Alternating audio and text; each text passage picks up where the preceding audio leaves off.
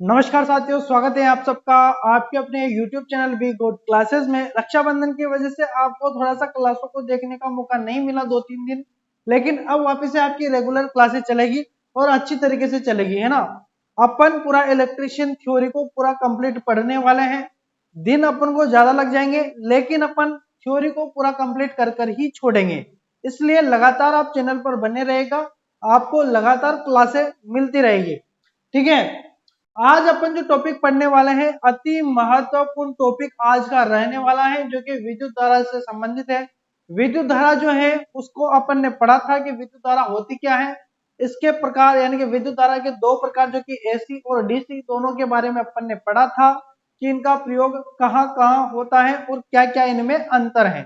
ठीक है, जिन्होंने वो क्लास नहीं देखी है वह जाकर डिस्क्रिप्शन में वहां पर आपको प्लेलिस्ट का लिंक मिलेगा, वहां से आप क्लासों को देख सकते हैं। ठीक है, और आपको देखना भी है ताकि आपको पिछली जो जितने भी क्लासें हैं उनको आप सीक्वेंस यानी क्रम वाइज देख सकते हैं, है ना। चलिए शुरुआत करते हैं। यह क्लास उन तमाम सभी विद्यार्थियों के लिए है जो वर्तमान में किसी भी प्रकार का इलेक्ट्रिशियन ट्रेड से संबंधित कंपटीशन एग्जाम की तैयारी कर रहे होंगे। साथ ही वो स्टूडेंट जो अभी वर्तमान में आईटीआई फर्स्ट ईयर में होंगे वह भी इस क्लास को जरूर देख सकते हैं, क्योंकि वही चैप्टर जो कि फर्स्ट ईयर में लगता है वही चैप्टर हम आपको पढ़ा रहे हैं, ताकि कंपटीशन एग्जाम वाले स्टूडेंट के साथ साथ आपकी भी पढ़ाई हो जाए और अच्छी पढ़ाई हो, ताकि आप जब आईटी करके निकलो तो आप डायरेक्ट कंपटीशन फाइट करो। ठीक है, चलिए शुरुआत करते हैं। विद्युत धारा के प्रभाव। विद्युत धारा के प्रभाव, देखिए विद्युत धारा को अपन है ना देख नहीं सकते, वो आप सब जानते हैं। तार के अंदर विद्युत धारा बह रही है या नहीं बह रही इसका पता अपन देखकर नहीं लगा सकते। जैसे कि कोई यह तार है ना, यह तार है तो इसका पता थोड़ी ना चलेगा कि इसके अंदर करंट है या नहीं है। तो अपन क्या करेंगे, या तो इसको छीलेंगे और टेस्टर लगाएंगे, और टेस्टर लगाएंगे उस पर देखेंगे उसका जो नियॉन जो यहाँ पर लैंप होता है वो जलेगा, तो अपन को पता चलेगा कि इसके अंदर करंट है।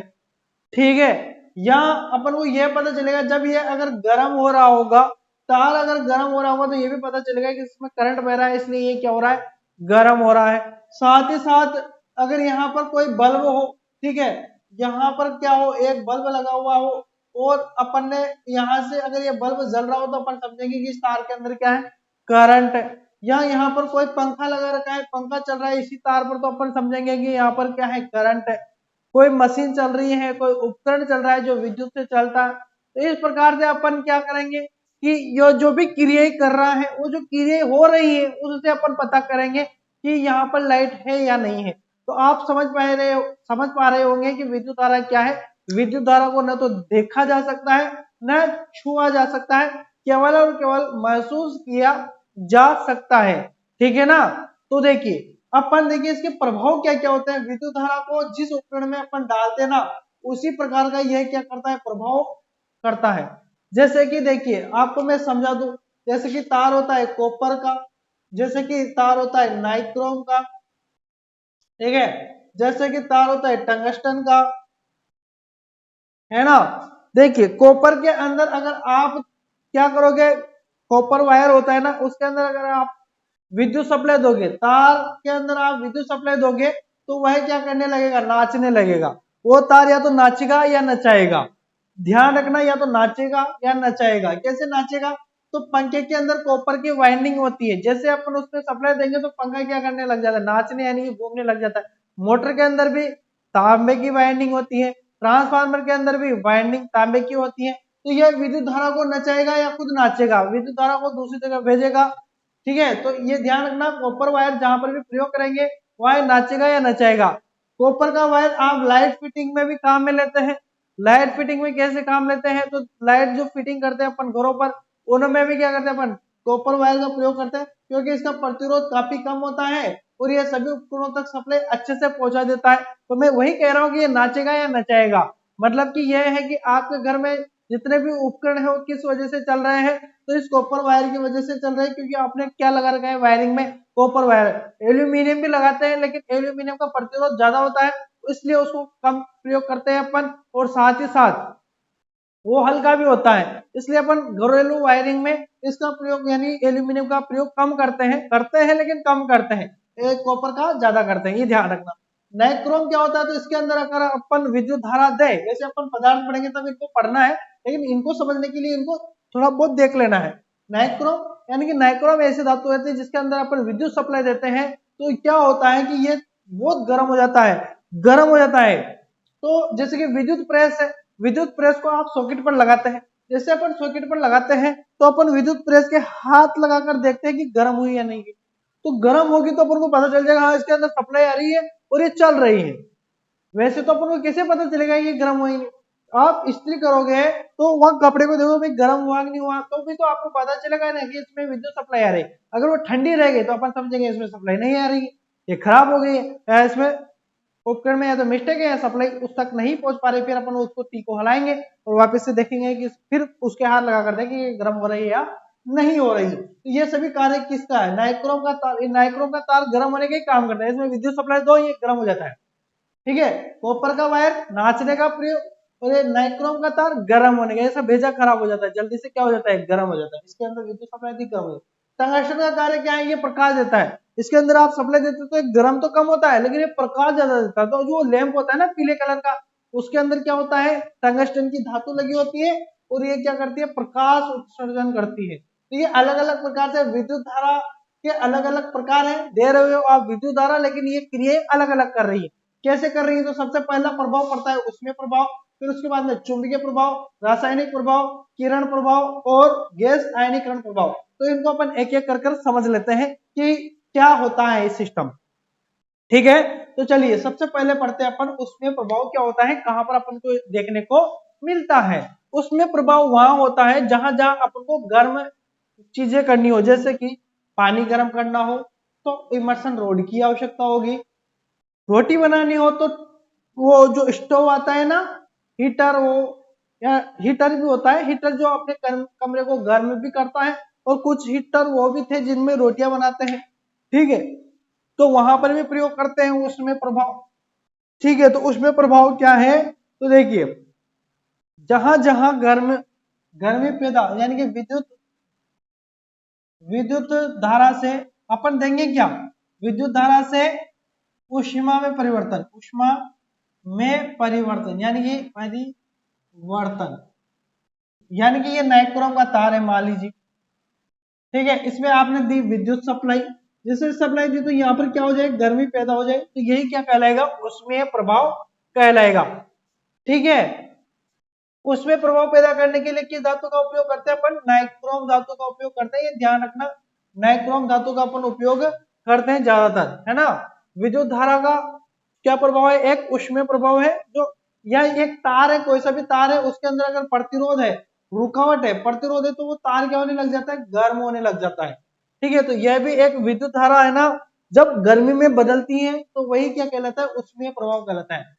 डायरेक्ट बात ये समझ लो आप कि विद्युत धारा आप किसी भी उपकरण में दो और वो अगर गर्म हो रहा है तो समझो कि यहाँ पर ऊष्मीय प्रभाव काम कर रहा है। जैसे कि आप टीवी है या रिसीवर है या टेप रिकॉर्डर है, होम थिएटर है, कुछ भी है, या पंखा है, वो चलता चलता अगर गर्म हो रहा है तो समझो आप कि यहाँ पर विद्युत धारा को ऊष्मीय प्रभाव में परिवर्तन हो रहा है, ठीक है। यहाँ पर देखिए कौन कौन इसके ऊपर कार्य करते हैं, तो हीटर हो गया आपका, इलेक्ट्रिक आयरन हो गया, प्रेस हो गया, बल्ब हो गया, ये सभी किस पर कार्य करते हैं, ऊष्मीय प्रभाव पर कार्य करते हैं। यहाँ पर लिख देता हूं मैं, हीटर, विद्युत प्रेस और टोस्टर, टोस्टर आदि बहुत सारे हैं जो जो गर्म होते हैं। हीटर है अपना, प्रेस है, ठीक है, गीजर है, गीजर भी है, तो ये सभी ऊष्मीय प्रभाव पर कार्य करते हैं। आपको समझ में आ गया होगा, ऊष्मीय प्रभाव के काफी सारे उदाहरण हैं, सभी को लिखने की कोई जरूरत नहीं है, फिर भी आप समझ जाना। जैसे कि हीटर किस पर कार्य करता है, तो ऊष्मीय प्रभाव पर कार्य करता है, प्रेस किस पर कार्य करती है, तो ऊष्मीय प्रभाव पर, टोस्टर किस पर कार्य करता है, तो ऊष्मीय प्रभाव पर, ठीक है। अब देखिए चुंबकीय प्रभाव, चुंबकीय प्रभाव क्या होता है कि इसमें वाइंडिंग की जाती है, क्या की जाती है, वाइंडिंग की जाती है, या कोई वायर होता है, ये वायर है, अगर ये चुंबक बना रहा है अपने चारों तरफ, जैसे कि ये वायर है तो ये एक क्षेत्र बना रहा है चुंबक का, तो यह क्या हो जाएगा, चुंबकीय प्रभाव हो जाएगा। या आपने वाइंडिंग कर रखी है और वाइंडिंग में आप विद्युत सप्लाई देते हैं और यहाँ पर क्या बन जाती है, चुंबक बन जाती है, तो यह भी क्या कहलाएगा, चुंबकीय प्रभाव कहलाएगा। तो ये चुंबकीय प्रभाव आपको कहाँ कहाँ देखने को मिलता है, तो यह देखने को मिलेगा मोटर में, है ना, जैसे कि पंखे होते हैं, ट्रांसफार्मर होता है, ट्रांसफार्मर भी चुंबकीय प्रभाव पर ही कार्य करता है, इसलिए मोटर, पंखे, ट्रांसफार्मर आदि, या जैसे कि विद्युत घंटी होती है ना, तो इनमें क्या होता है, विद्युत घंटी जो ट्रिन ट्रिन करती है ना वो वाली, अभी तो इलेक्ट्रिक दूसरी आ गई जिसमें गाना बजता है, लेकिन पहले चलते थे जो बटन दबाया और वहां पर क्या हो जाता है कि वो जो घंटी है ना वो क्या होने लग जाती है, बजने लग जाती है, चुंबकीय प्रभाव कार्य करता है विद्युत घंटी। ठीक है, एग्जाम में तो पूछा जाएगा, इसलिए आप विद्युत घंटी भी आप लिख लो, विद्युत घंटी। ठीक है, हाँ, तो समझ में आ गया होगा आपके चुंबकीय प्रभाव क्या होता है, जहां पर वाइंडिंग होती है और जिसमें विद्युत सप्लाई दी जाती है तो वहां पर क्या होता है, चुंबक बन जाती है, वही चुंबकीय प्रभाव कहलाता है। और कहाँ कहाँ देखने को मिलता है, तो मोटरों के अंदर, पंखों के अंदर, ट्रांसफार्मर के अंदर, विद्युत घंटी के अंदर आदि काफी सारे ऐसे उपकरण हैं जिनमें आपको चुंबकीय प्रभाव देखने को मिलेगा। ठीक है, हाँ, अब आता है रासायनिक प्रभाव। रासायनिक प्रभाव क्या होता है, तो जो रासायनिक प्रभाव होता है ना, ये अम्लीय अम्लीय विलयनों, है ना, अम्लीय जो विलयन होते हैं ना, में से जब अपन में से विद्युत धारा विद्युत धारा धारा प्रवाहित करने, है ना, विद्युत धारा प्रवाहित करने, विद्युत धारा प्रवाहित करने पर क्या होता है, अम्लीय विलयनों में विद्युत धारा प्रवाहित करने पर क्या होता है कि विलयन में घुले पदार्थ जो होते हैं ना, विलयन में, समझना, विलयन में घुले पदार्थ जो होते हैं, घुले पदार्थ जो होते हैं, विलयन में घुले जो पदार्थ होते हैं अपने अवयवों में विभाजित हो जाते हैं, पदार्थ अपने अवयवों में विभाजित हो जाते हैं। ठीक है, अपने अवयव में विभाजित हो जाते हैं, यही क्या कहलाता है, रासायनिक प्रभाव, रासायनिक प्रभाव कहलाता है। समझना, अम्ल यानी कि एसिड, एसिड का जो विलयन होता है में से विद्युत धारा जब अपन प्रवाहित करते हैं तो विलयन में घुले जो पदार्थ होते हैं वो अपने अवयव में क्या हो जाते हैं, विभाजित हो जाते हैं, तो यही क्या कहलाता है, रासायनिक प्रभाव कहलाता है। ये ध्यान रखना, ये इसकी डेफिनेशन है, इसको आप समझकर याद कर लेना। ठीक है, अब देखिए यहाँ पर जो ये है ना रासायनिक प्रभाव आपको कहाँ कहाँ देखने को मिलता है, तो विद्युत लेपन है, इलेक्ट्रोलाइट में, है ना, इलेक्ट्रोप्लेटिंग में, धातु निष्कर्षण में या धातु इलेक्ट्रो मुद्रण में आपको ये देखने को मिलेगा, या सेल और बैटरी में भी आपको ये क्या करना देखने को मिलेगा, सेल और बैटरी में भी ये प्रभाव देखने को मिलेगा। क्या करते हैं अपन सेल और बैटरी में, तो सेल और बैटरी में जो रासायनिक ऊर्जा को अपन, है ना, विद्युत ऊर्जा में परिवर्तित करते हैं। ठीक है, सेल में क्या करते हैं अपन, रासायनिक ऊर्जा को विद्युत ऊर्जा में अपन क्या करते हैं, परिवर्तित करते हैं, वही क्या कहलाता है, रासायनिक प्रभाव कहलाता है। इसमें अपन या तो धातु शोधन यानी कि एक धातु से दूसरी धातु पर जोल चढ़ाना, उस काम में भी इसको लेते हैं अपन, इसको रासायनिक प्रभाव को, जिसमें क्या होता है कि इलेक्ट्रोलाइट का ये पात्र बनाया जाता है, इसमें इलेक्ट्रोलाइट भरा जाता है और दो रोड को ऐसे लटकाया जाता है, जब इनको लटकाया जाता है और इनमें क्या दी जाती है, विद्युत धारा दी जाती है, तो जैसे विद्युत धारा जाएगी इसके अंदर तो इधर से घूम के ऐसे चक्कर लगाएगी, तो इसकी जो धातु है वो इसके ऊपर चढ़ जाएगी, तो इस तरीके से क्रियाएं की जाती है इलेक्ट्रोलाइट के अंदर, यही क्या कहलाता है, जहां पर रासायनिक क्रिया जो केमिकल्स होते हैं उनको आप विद्युत सप्लाई दोगे तो वही क्या कहला जाएगा, रासायनिक प्रभाव कहला जाएगा। यानी कि देखिए जिसमें आप जो भी केमिकल है, जो रासायनिक चीज है, जो द्रव है या लिक्विड है, जो लिक्विड है उनमें क्या कर रहे हो आप, विद्युत सप्लाई दे रहे हो, वही क्या कहलाएगा, रासायनिक प्रभाव कहलाएगा। अब आपको समझ में आ गया होगा। चलिए अब पढ़ते हैं अपन किरण प्रभाव। किरण प्रभाव क्या होता है, किरण प्रभाव जो एक्सरे कार्य करते हैं, इस पर एक्सरे जो करते हैं ना वो किरण प्रभाव पर कार्य करते हैं, ये ध्यान रखना। क्या होता है इसके अंदर, थोड़ा सा मैं इसको मिटा दूं अगर आपने इनको देख लिया हो तो, ताकि अपन यहाँ पर लिख सके, है ना, जगह नहीं है तो इनको अपन यहाँ पर लिख सके। इसलिए मैं इनको थोड़ा सा मिटा देता हूं, ये आप ध्यान रखना, ठीक है, ताकि यहाँ पर अपन अच्छे से क्या लिख सके, किरण प्रभाव लिख सके। किरण प्रभाव यहां से स्टार्ट करूंगा लिखना, ठीक है। किरण प्रभाव, तो किरण प्रभाव क्या होता है कि उच्च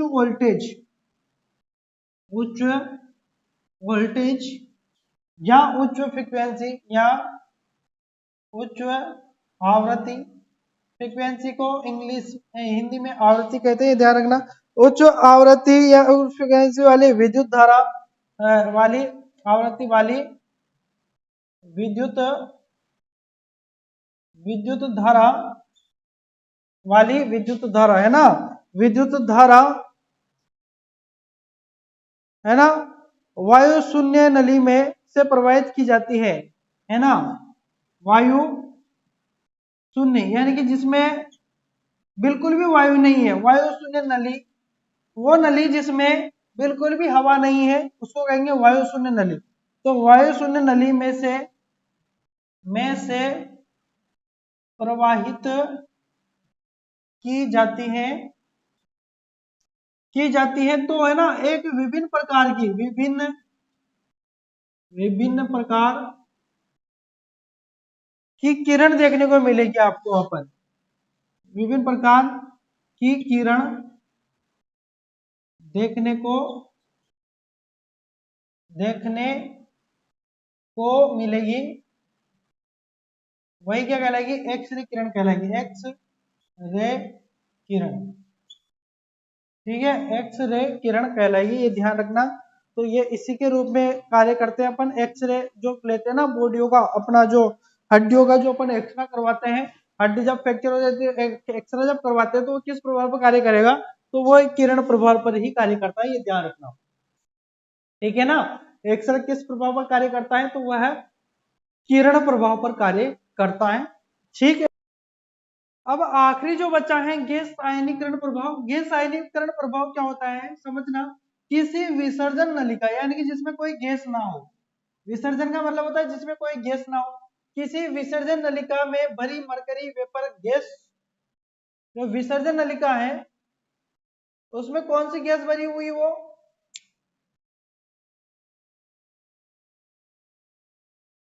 अब अपन पढ़ते हैं गैस आयनीकरण प्रभाव 5वें नंबर का, जो कि क्या है, किसी विसर्जन नलिका में भरी mercury vapour gas, sodium vapour gas आदि में से विद्युत धारा प्रवाहित करने पर गैस आयनीकरण हो जाता है, यह गैस आयनीकरण प्रभाव कहलाता है। जैसे कि ये नलिका है, इसमें कौन कौन सी गैस भरी हुई है, इसमें गैस कौन कौन सी भरी है, सोडियम वेपर और मरकरी, मरकरी प्लस सोडियम, है ना, ये गैसें भरी हुई हो, मरकरी वेपर गैस और सोडियम वेपर गैस आदि भरी हो, और इसके अंदर क्या दे दो आप, विद्युत सप्लाई दे दो, तो यह प्रकाशित हो जाता है, यह क्या हो जाता है, प्रकाशित हो जाता है। तो वही क्या कहलाता है, गैस आयनीकरण प्रभाव कहलाता है। जैसे स्ट्रीट लाइटों में जो पहले बल्ब लगाए जाते थे येलो कलर के, वो इसी प्रभाव पर कार्य कर रहे थे, उच्च प्रकाश देते थे, ठीक है। क्रिकेट स्टेडियम में भी इसी प्रकार के जो लैंप है वो वही लगाए जाते थे, ठीक है। तो ये उच्च प्रकाश, जब प्रकाश देनी हो, अधिक प्रकाश, अधिक तीव्रता वाली प्रकाश देनी हो, तो इस प्रकार से नलिका रहती है। जैसे कि सोडियम जो अपनी ट्यूबलाइट रहती है, फ्लोरोसेंट ट्यूबलाइट, उसमें भी क्या भरी जाती है, गैस भरी जाती है। नियोन लैंप होता है, उसमें नियोन गैस भरी जाती है।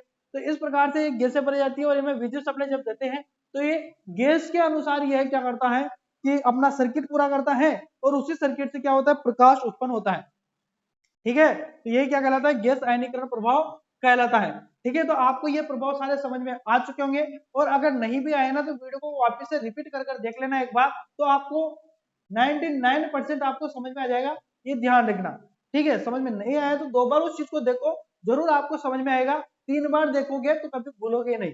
इसलिए आप लगातार, वीडियो छोटे हैं, इनको आप ज्यादा बार देखोगे तो आपको अच्छी तरीके से हर चीज समझ में आ जाएगी, ठीक। तो वीडियो अगर आपको पसंद आया हो तो वीडियो को अपने मित्रों तक जरूर शेयर कर देना, साथ ही चैनल पर नई हो तो सब्सक्राइब अवश्य कर लेना, और बेल आइकन को भी जरूर दबा लेना, ताकि आने वाले वीडियोस की जो लिंक है वो आप तक सबसे पहले पहुंच जाए। टेलीग्राम चैनल पर भी आप जरूर जुड़ जाना, ताकि कोई भी सूचना या वैकेंसी अपडेट आती है तो वहां पर अपन शेयर करते हैं, तो वहां पर आप देख सकते हैं, ठीक है। वीडियो पसंद आया तो इसको लाइक जरूर करना, क्योंकि एक लाइक हमें बहुत सारी ऊर्जा देते हैं और आपके लिए इसी तरीके की मेहनत कर कर आप तक अच्छे से अच्छा कंटेंट आप तक पहुंचाते रहते हैं। ठीक है, तो मिलेंगे नेक्स्ट वीडियो में, तब तक के लिए धन्यवाद, शुक्रिया।